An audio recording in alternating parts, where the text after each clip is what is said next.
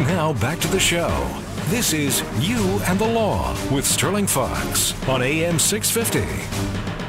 Welcome back to the program. Angela Thiel and Christine Eilers are with us, attorneys from Lindsay Kenney LLP. We're talking family law on this episode of You and the Law, and we wanted to get into, in this portion of the program, the whole matter of children's issues. You both, Christine and Angela, alluded to disputes and how the best interest of the children is a consideration at all times, and how children in any kind of breakup of a relationship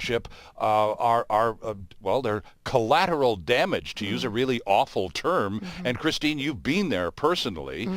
So what do you mean? What do we mean when we're talking about children's issues as it pertains to family law? What are children's issues? Well, there's a whole bunch that are dealt with under the new act. There's guardianship is sort of the main concept, which is really responsibility for the children. Okay. And so parents who live together at the time the children are born are going to be presumed to be guardians, which means that they have all the responsibilities and rights that come with raising a child, or that particular child. A parent who doesn't live with the child at the time that the time that the child is born will not be presumed to be a guardian under the new law, which basically means that if mom has a child and the dad's not living there at the time, and then the mom will be presumed to be a guardian, but the dad won't be under the new law. So interesting. Now, would that then preclude the dad from being even identified on the child's birth certificate? The father would still be the father on the birth certificate.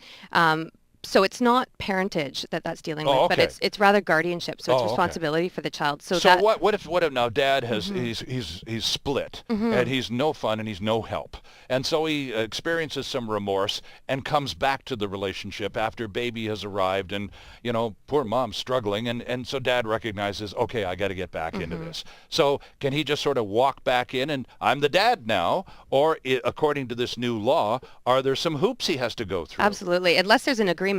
That father would have to apply to court and complete an affidavit attaching criminal records checks, Ministry of Children and Families record checks, and documenting incidents of family violence. It's quite a comprehensive affidavit. And so he can't just walk in and be a dad. He actually has to prove that he's fit to be a dad. Well, he could still potentially have what's called contact under the new law. It's replaced the term access with the child. So that's sort of basically visitation with the child. Yeah. But he has no real rights and responsibilities in terms of, for instance, if the mother wanted to move out of the jurisdiction with the child, she wanted to move anywhere. Sure. A parent who doesn't have guardianship has no right to object to that move. Ah. So it's got some really serious implications, not being a guardian. Okay. So in addition to guardianship issues that Christine has identified, Angela, what other items are there under the general heading children's issues? Well, one of the things in the new act is a codification of the case law on mobility, when you can move, what factors should the courts look at. Mobility disputes are the most heart-wrenching. I've done a few of them. They're not fun. The parents, no one's going to win. Right. The parent that is required to stay here when they want to go get a new job in Toronto isn't going to be happy. Right. The parent who sees their child going across the country and sometimes across the world. Well, we're a very international city and a very multicultural province, and it wouldn't be a shock at all for someone to relocate to Taiwan or Singapore or Africa, for crying out loud. Well, the famous case in the Supreme Court of Canada, a parent wanted to go to Australia. And so the Supreme Court of Canada said, well, here's the factors you have to look at. Our provincial statute has said, let's try to put some of these factors in a list for the judges, so it makes it a little easier for them to consider which factors should be the most important. That's a change in our law, and I think it's a good change to provide a list. Unfortunately, it's probably not going to stop those disputes showing up in court. Right. I gotta ask you about something, and this perhaps I'm showing my lack of connection to 2013 law. For example, the fact that this new Family Act in British Columbia has been proclaimed within the last few months. I'm afraid I didn't know that until about an hour and a half ago. And I don't think I'm too out of whack with the rest of people living in BC. So help me out with this one. Angela, why don't you take this one on? I have a sense a perception, probably erroneous, but I have a perception nonetheless, that when it comes to finding in a legal case involving a dispute over child custody or guardianship or whatever, the courts have typically and traditionally found in favor of the mother, the natural nurturing parent, and have given shorter shrift to the father. There seems to have been a sort of bias in the courts towards the mother. Over time, has that changed? Is that still the same, or was there bias ever in there in the first place? Well, I've been practicing about 30 years, and I think the difference is the family relationships were perhaps a little different 30 years ago. Women could afford to stay home and raise their family, and so courts would tend to say, well, if you chose the mother to be the primary caregiver, then after separation, that should probably continue. So probably the first 10 or 15 years of my practice, you were still getting dads having every second weekend and a Wednesday night visit. Sure. That started to shift basically because society started to shift. You needed two parents working. Children were often in childcare. Parents were doing both taking parenting roles. And the court sort of recognized, as did society, that when a marriage breaks down, there's no reason to favor one parent over the other just because they happen to give birth to a child. Right.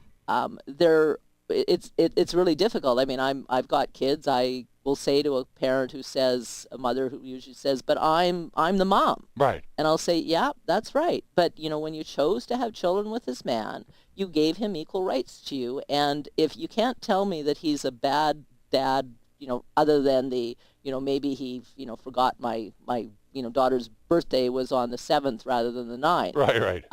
But it's a difficult emotional response for a mom to be told, well, no, likely if you're both capable and your jobs allow it, you both will have the children half time. Week on, week off, younger children, sort of 2 days, and then every second weekend. Right. I think having dads stay in the picture is better for kids. All the statistics tell you that parents that manage to parent together after separation amicably, the children are better off. Absolutely. Yeah. So one of the things they say is that divorce doesn't harm children, but acrimony harms children. Right. So I think the Divorce Act says maximum contact for both parents as practicable. The new act says just look at the best interests of the children, and the best interest of the children is to have two involved parents. Well, it's interesting, Christine, because Angela's talking about her 30 years as a practicing attorney and the changes in society that have occurred in that time. You're fresh out of law school, relatively speaking, and now your caseload could very easily involve subjects that, when Angela was in your position, didn't exist. Absolutely. Like same-sex couples as parents, surrogate parents. There's an actor in California who this week was a sperm donor and now wants paternal privileges and recognition and status. I mean, all of this stuff 20, 30 years ago, it was fantasy. It was the stuff of Hollywood movies. It's real life in 2013. Does the new act cover some of these relatively fresh topics? It really does, quite extensively, actually. Talks about parentage for any assisted reproduction type scenario, and really clarifies the law around who are actually going to be the parents of that child when there's a donor or when there's a surrogate. And parents can still make agreements and sort of contract out of what the law says is going to be the default position, but there's a lot of clarification in there, and really sort of anticipating that technology might change or that science might change, and there may be other things that come up in the future as well. Right, and this is all the more reason, friends, as you listen to this program today, and we've still got another segment to come, but, with the changing social realities in which we all live, clearly the law, and they're doing a pretty good job in BC, at least, of catching up in most areas with the new act of 2013, but they're all the more reason to need or to recognize the value of a lawyer in situations along the way, which can be, whether it's something as simple as a marriage agreement before everything begins. All of these steps can be taken, really do end up allowing people to advance, I think, a little more easily. And if you need to find out more about some of the services that our guests and their colleagues at Lindsay Kenney LLP offer, please go to their website. We're going to take a break right now. I'll give you a couple of minutes to blast over to the computer and check out lklaw.ca, and we'll catch you on the other side after this. This is You and the Law. There's more of the show still ahead on AM 650.